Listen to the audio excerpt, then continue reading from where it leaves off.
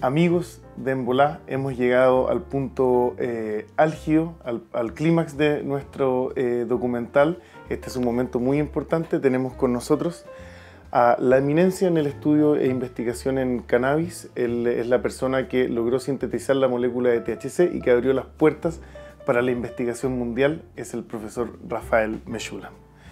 Professor, thank you very much for your time. This is an honor, and it's great to meet you from Chile. Thank you very much again. Thank you for coming. I'll be glad to help to the extent that I can. Thank you so much. So for those of our viewers that are still not related to your work, could you please explain us what do you choose cannabis as a case of study?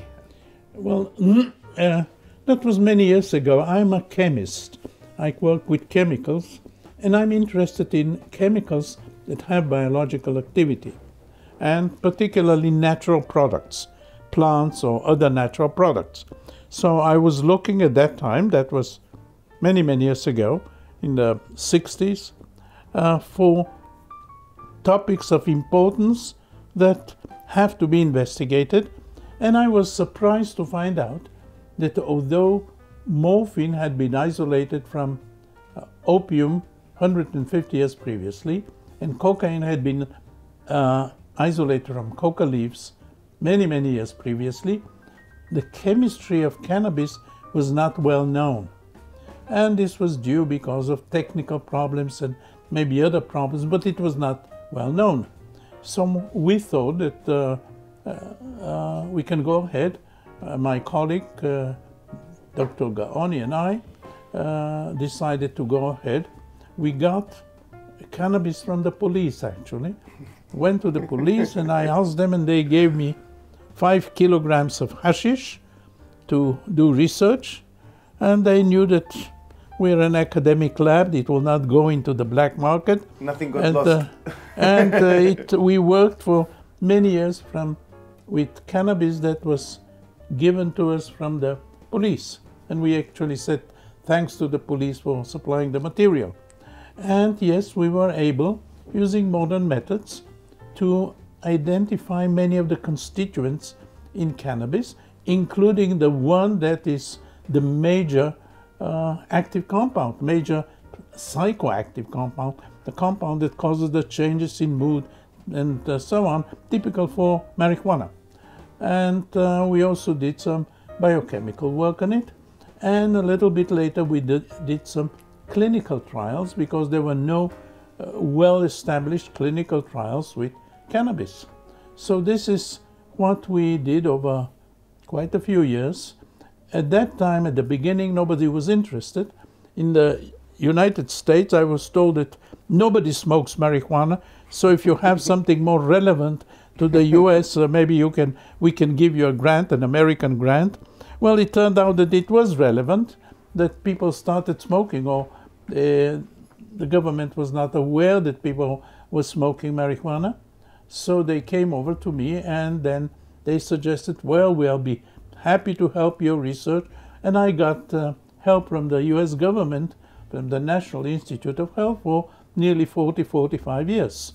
Wow. And so we could do research on cannabis by the help of National Institute of Health. We had a little bit of money from here and there, but most of the money came from there. And we established the chemistry. Now, this is important not because of a theoretical thing only, but it is important because it is impossible to do good biological and clinical work until the chemistry is well known. Because if you say, I took an extract, people will say, what do you have in the extract? And I say, well, all kinds of things. That's not science. Science today has to be quantitative, has to be well established, has to be, one can do a reproduction. If you publish something, another scientist should be able to repeat it. If you say, I took an extract, you don't know what you have. But if you say, I took 5 milligrams of THC and 5 milligrams of cannabidiol, and you give the exact amounts, this can be reproduced. And this is something that we did in the 60s, early 70s. We also did some work on the metabolism, what happens to these compounds in the body, how they are changed. We did, in collaboration with many of my colleagues, all kinds of biological studies. How do they work? How do they react in mice? In some cases in humans, because one cannot go with a compound directly to a human patient. One has to do a lot of work on mice. So we looked originally at mice with the compounds that we identified, and we could define, explain, and say it works on this biological system and that biological system. And this is what went on for about 10 years after we discovered the main compound, the main active compound, tetrahydrocannabinol in cannabis. We also did a lot of work on cannabidiol, and I'll give one example. We did that with my colleagues in Sao Paulo on epilepsy. There were indications that cannabis works on epilepsy. All indications in the literature. There is something about in the Arab world it was used in epilepsy. So we tried that in mice with cannabidiol, not with a psychoactive compound, with cannabidiol, which is not psychoactive. And we saw that it works in mice. So we were able to go ahead in humans in Sao Paulo. And we tried that on human patients with epilepsy. And we had to give large amounts. And it turned out to be very effective. We had 15 patients. Half of them took placebo, that is nothing, and they continue to have their You did a attacks. double blind. Yes, that was double blind. They 15 patients, half of them placebo, didn't get the cannabidiol, only the solution. 8 patients got cannabidiol within the same solution, and 4 of them had no attacks, 3 of them had very few attacks, and only 1 was not affected. And we published that. Unfortunately, as happens many times, nobody cared. So for about 30 years, it was not used at all, nothing. Then some parents learned about these experiments, and they took cannabis with a lot of cannabidiol. Cannabidiol was not, is still not available freely, and started giving it to their children. And yes, it helped in many, many cases. In 60% of cases, children that had epilepsy, a very strong epilepsy, maybe 20, 30 times a day attacks. Yeah. So it helped. So now it is widely used. And recently a major study was completed in New York, and it confirmed that yes, in about 50-60% of cases, cannabidiol is extremely helpful in pediatric epilepsy. Why we had to wait 30 years for this to happen is beyond me, because we could have helped thousands of children. They could have been helped very much. Well, but that's what happened. And after all of this research you've done and been involved in, what do you think is the actual potential or medical potential of cannabis? Well, let me explain. This was the first part of the research. We thought that there may be a receptor that THC binds to this receptor in the brain. You mean CB1? And indeed, CB1 was discovered on this basis in the late 80s. Now, CB1 receptors don't exist because there is a plant. A receptor exists because it is activated by something that we do, some compound that we produce. So we looked for compounds that we produce, and it took a long time, very difficult work and so on, and we found 2 compounds. One of them we called anandamide.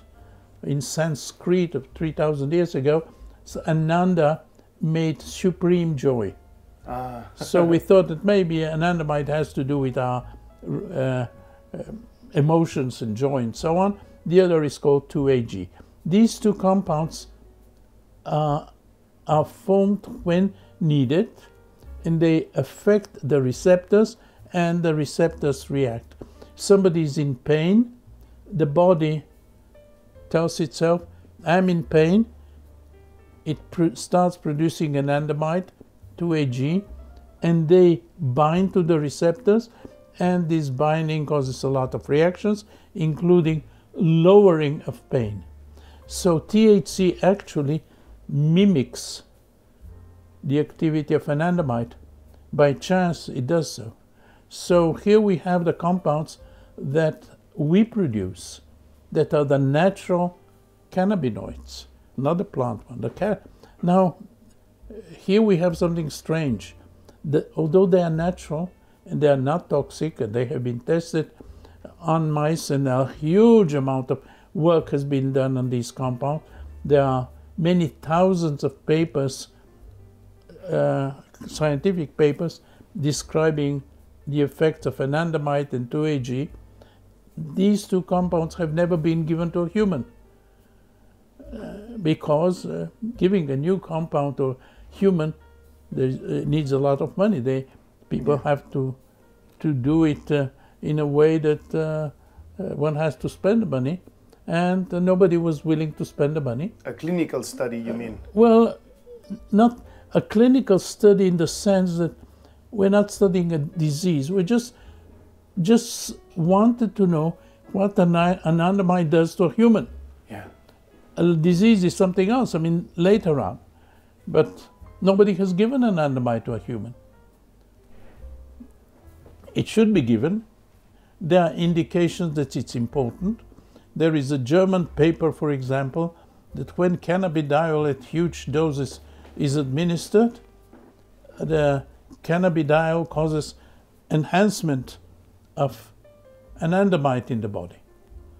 So it is relevant to something, but we don't know because it has never given to a human. Now, this is not an isolated story. We know that cannabinoids are used in many diseases, huge number of diseases. Some of them one needs more cannabidiol, others more THC, and so on. But there are almost no clinical trials. There is the clinical trial I mentioned on epilepsy. There is a clinical trial in schizophrenia. But there are no clinical trials in most of the other diseases, most of the autoimmune diseases. It is known that cannabidiol acts on autoimmune diseases. These are diseases that the body attacks itself. Rheumatoid arthritis is an autoimmune disease. The body attacks itself and causes the inflammation ultimately. Diabetes type 1, pediatric diabetes, it is an autoimmune disease. The body, for some strange reason, attacks the cells that produce insulin, and the child doesn't have enough insulin and is sick. We have shown that cannabidiol in mice is extremely effective in diabetes type 1. We have shown that it is very effective in rheumatoid arthritis. But there are no clinical trials. Even though there is no clinical trials, many doctors are getting out there and have been starting prescribing cannabis for people with many different diseases. Well, physicians do it, but they're not happy with it. They do it because they know that medical cannabis helps. For example, in pain. Many patients, particularly cancer patients, are in pain. And they need something against the pain. They don't want to get opiates because opiates have very potent side effects, and at some point they cannot do it because the side effects of the opiates are very unpleasant. So physicians, in this country at least, can give them, not directly, by approval from the ministry, can give them cannabis. Usually high doses of CBD and lower doses of THC, but here it is regulated. A physician cannot give cannabis to a patient directly. He has to ask the ministry for approval. He has to send all the paperwork. The ministry looks at the paperwork and may approve it or may not approve it. But there are now 30,000 patients in this country that use medical cannabis. Prescribed by a doctor. Prescribed by a doctor, approved by the Ministry of Health, and purchased from a company officially with the approval of the government, of the Ministry of Health. Most of the patients have pain, and they are happy with it. We just published a paper showing that about 60, 70, 80% of the patients are glad that they get cannabis because it lowers their pain, and it is definitely worthwhile going ahead with that. So it is for pain, for some gastrointestinal diseases. Crohn is a kind of a specific gastrointestinal disease. For all kind of inflammations of the gastrointestinal disease. A few get it for other things. So there are about 30,000 patients getting medical cannabis here. But for example, this is a global phenomenon, but like in the USA and in Uruguay, for example, they have legalized recreational use. What do you think about that? One should separate completely, totally, the medical use and the recreational use. The medical use should be done on medical grounds. They are not good at the moment, but we should advance them. We should try to know exactly what compound or mixture is good for a certain disease. There should be clinical trials. Unfortunately, there are very, very few clinical trials. They should be done. But the medical side should be done on complete medical basis. And there are medical rules that are followed by all physicians. The recreational side is a social thing.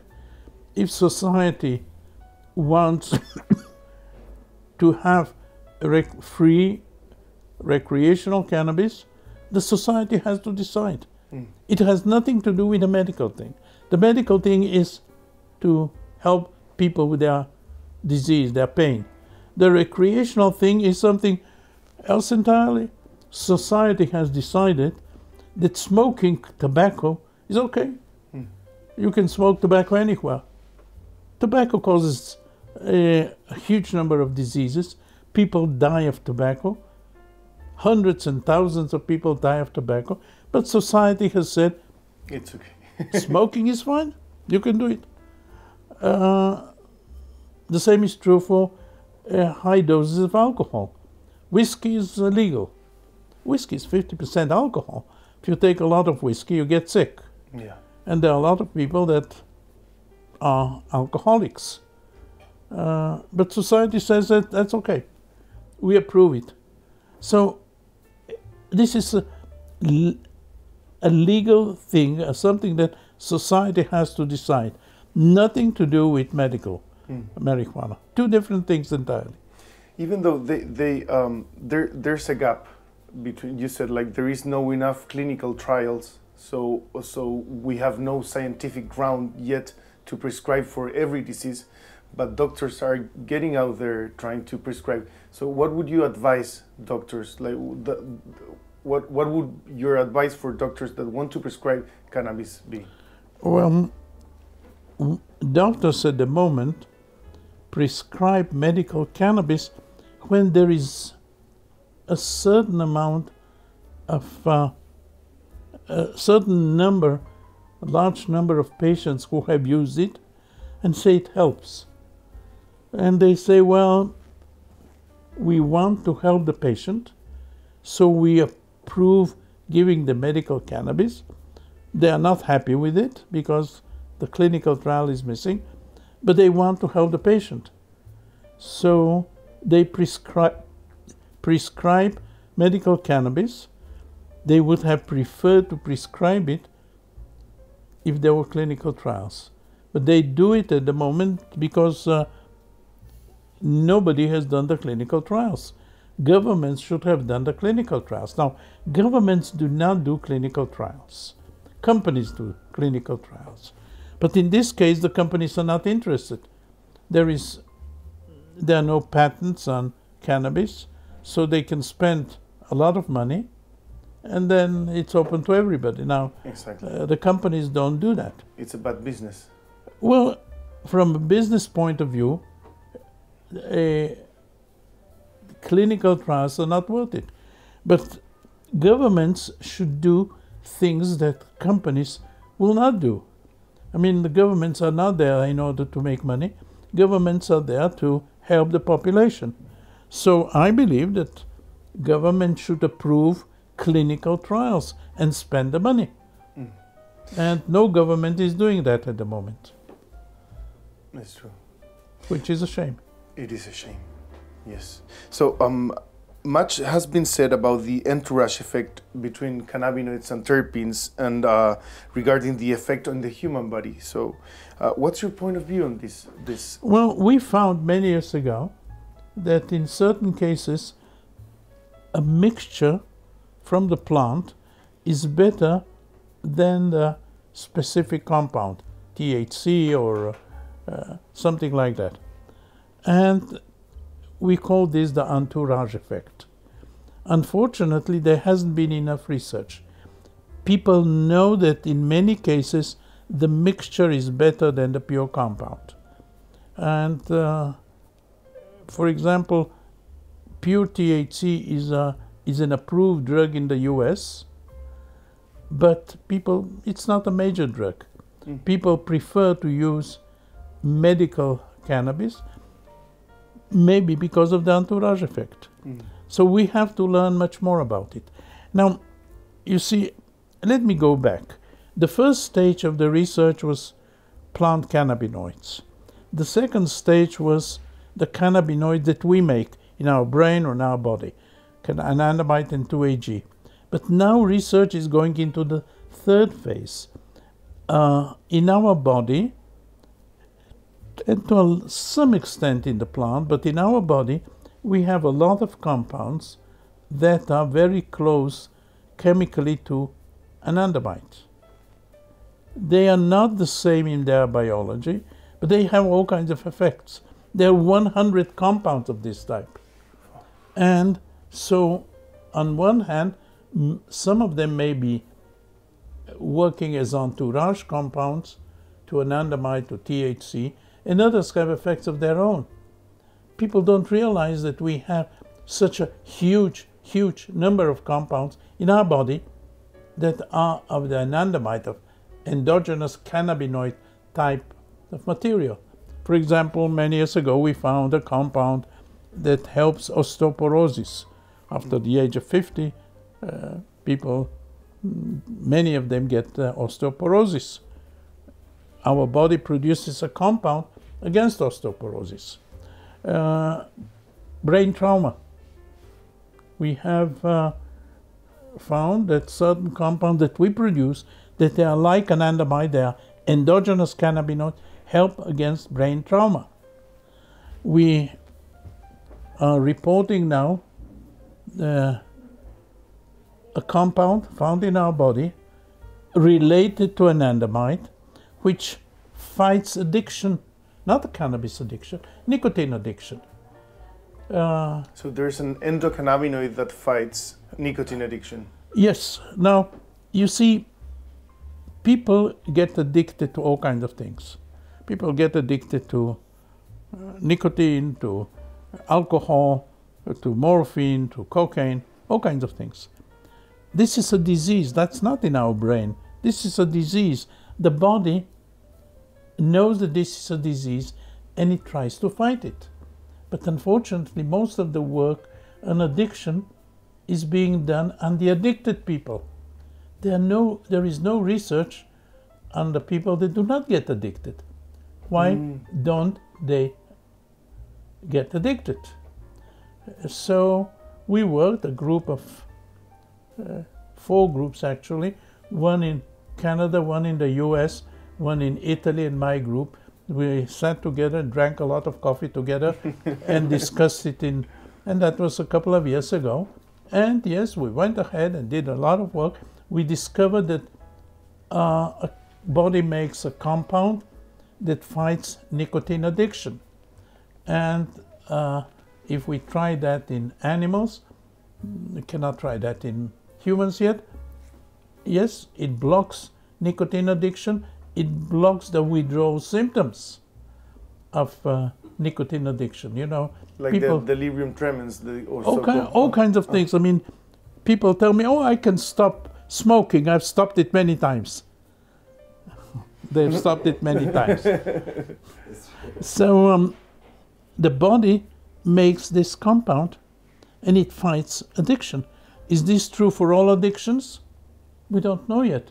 But here we have a compound, and we are just publishing the paper on this particular compound, saying here we have, like the immune system, our body, when there is a disease, bacterial disease, the immune system goes and fights the bacterial disease. Otherwise we'll be sick all the time. We're being attacked by bacteria all the time. Millions of bacteria, but we're not sick all the time, luckily, because we have an immune system. It fights. Well, the same is probably true for addiction. The body sees addiction as a disease and fights it. Not successfully always, but sometimes. So this is rather new.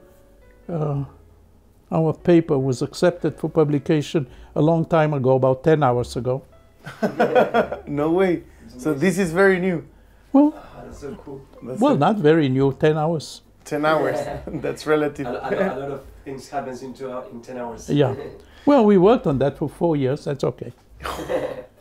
And in one of your latest conferences, you mentioned the idea between a relation between the endocannabinoid system and the human personality. Could you explain a little bit more? Well, this again, I told you that our body makes about 100 compounds related to anandamide. Now, why does the body do that?